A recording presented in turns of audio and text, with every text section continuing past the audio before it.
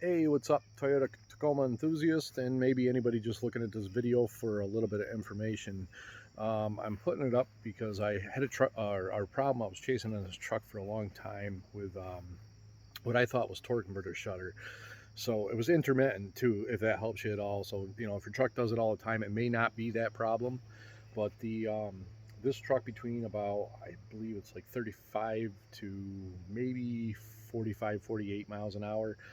And whenever the torque converter locks, you could disengage it by hitting the brake too. It's a good way to diagnose it. But what would happen on this truck is, for years I was chasing this vibration. I've owned it for 6 years, and you search FJ Cruiser forums, you search Tacoma forums, you search 4Runner forums, and everybody's it's these trucks. It's common certain years, even maybe some of the third gens. This is a 2011. It is a second gen. So for the longest time, I was going to throw a torque converter in it, and it was about $900. And I went to my local Toyota dealer, and the parts guy said, "You're really going to put a torque converter in that thing?" And I got about 100,000. Well, now I got 127,000, and I I kind of took his word, and he said, transmission's like $2,800, and the torque converter's $800. This was pre-COVID or whatever, so I'm sure stuff's went up.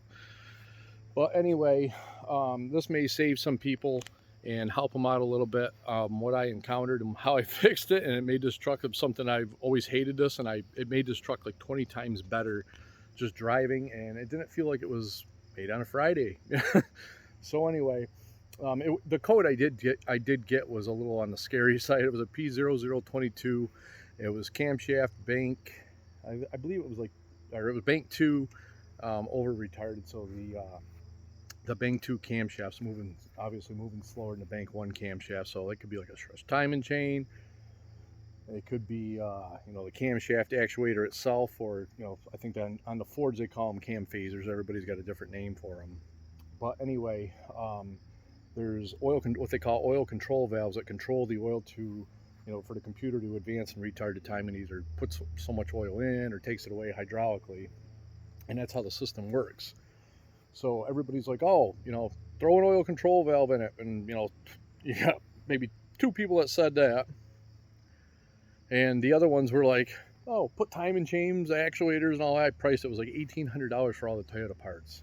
So I started easy. I went with the oil control valve, and I put that in the driver's side, or bank 2, and not only did it fix my problem with what I had for the camshaft timing, and the code had cleared, but from what I thought I was chasing for years, was during torque converter lockup, I obviously wasn't feeling a torque converter shudder. I was actually feeling the engine being out of timing.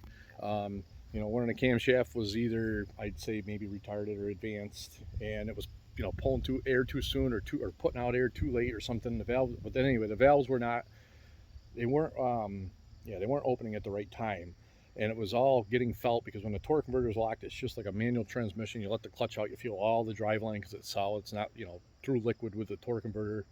And so anyway, that's how that went. So again, not only did it fix the the cam timing, but the truck got to the point where there was no more what I thought was torque converter shudder. So what it was a vibration from the engine transitioning during lockup, and you could feel it in the truck.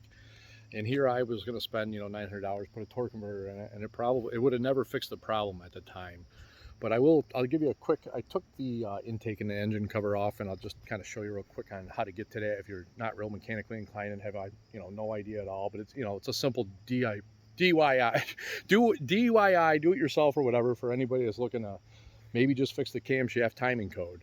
But I'll give you a quick, I'll just show you that real quick.